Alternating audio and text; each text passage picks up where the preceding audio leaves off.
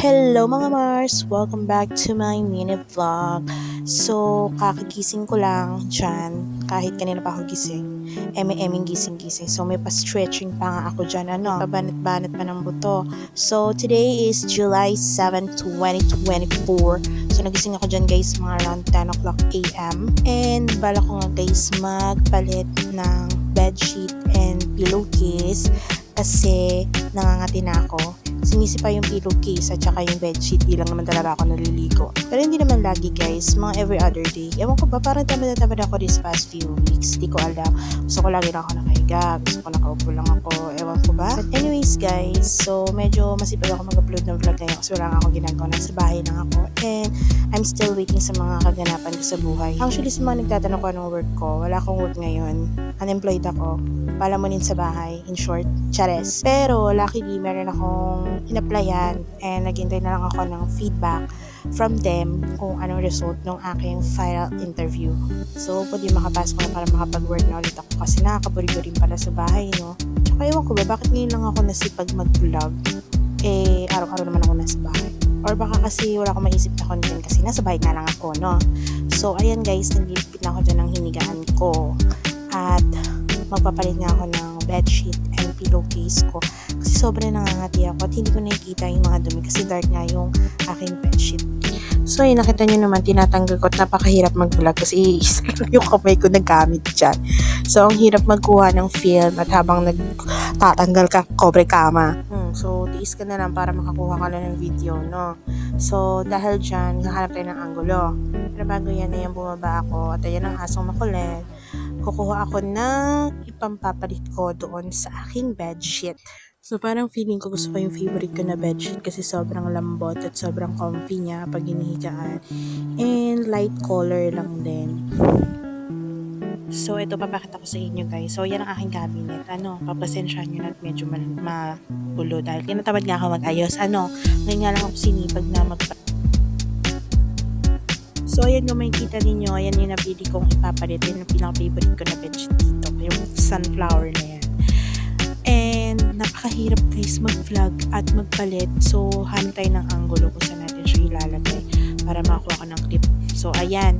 So, since nakakuha na nga ako ng angulo, Diyos ko, pasensya na at kitang-kita nyo naman ang malusog kong katawan. Chares! So, ayan guys, nagpalit na nga ako dyan ng bedsheet ko.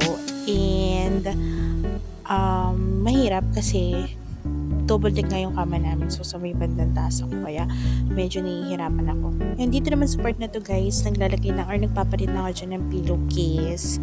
So, medyo nakahanap tayo ng magandang angulo dyan. So, pagpasensyahan nyo na ang aking double chin. No? Ayan.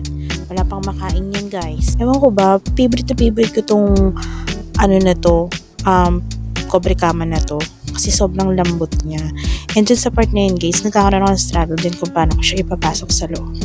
Nakakaubos na ng pasensya actually kasi nga di sumusunod yung yung pillowcase. So na-bad trip na ako dyan sa part na yan. Kaya makikita ninyo dyan yung mukha ko. Medyo bad trip na. Ayan, diba? May pabuntong hininga pa si girl. Pero, try, maayos din natin yan. Ayan. So, tinupi ko na siya sa gitna. Then, isinukso ko na siya dun sa loob ng pillowcase. Then, taran! Ayan na, nasukso ko na siya ng maayos. So, actually guys, dalawa lang naman yung unan ko and isang maliit. Then, 3 kumot. Ewan ko ba, 3 kumot yung ginagamit ko. Kala mo naman napakalamig dito sa Hindi, bali yung 2 kumot kasi ginagawa ko siyang unan para medyo mataas. Tapos yung isang unan ginagawa kong panyakap, syempre. And then, yung isang maliit naman nilalagay ko siya sa may bandang balakang ko. Kasi nga ayun, nahihirapan ako at medyo nagkakaroon ako ng, ewan ko, parang hip pain ata yun. Basta mga ganun. So, inayos ko lang yan. And medyo matagal tong clip na to. Ewan ko ba.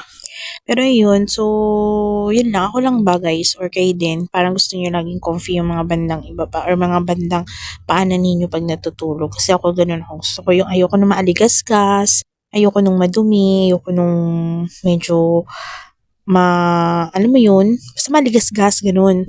Kaya kahit medyo nahihirapan ako ngayon kasi dahil nga ewan ko ba, para kung bigat na bigat sa katawan ko, makikita niyo naman yung katawan ko, 'di ba? So ito sa part na to medyo binilis ako na yung tape kasi nga sobrang tagal ng video And naayos ko naman na yung paglalagay ng pillowcase ko dyan. And pinagpagpagpag ko lang siya after ko malagyan. Tapos inayos ko na rin yung mga ginagamit kong mga kumot. Then, after nyan guys, is ayusin ko. So, ang ayusin ko na nga itong aking, magre-refill lang ko ng bulak dyan kasi maayos naman na yung aking mga organizer dyan kasi kakaayos ko lang nung nakaraan. So, lalagyan lang natin ito ng bulak.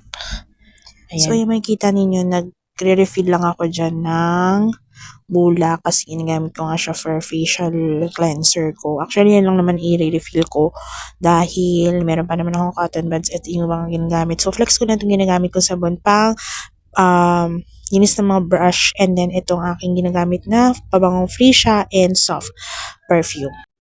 So, dito sa part na to guys, nakaligo na ako dyan. Hindi ko na na-videohan. Syempre, mag-video ako sa CR. So, nakaligo na ako dyan. Nakapag-bis na ako ng pagsuklay. So, naglilinis na ako ng tenga dyan. Araw-araw ako naglilinis ng tenga. Para at least, diba, marinig ko naman yung mga hinaing nyo. Chares!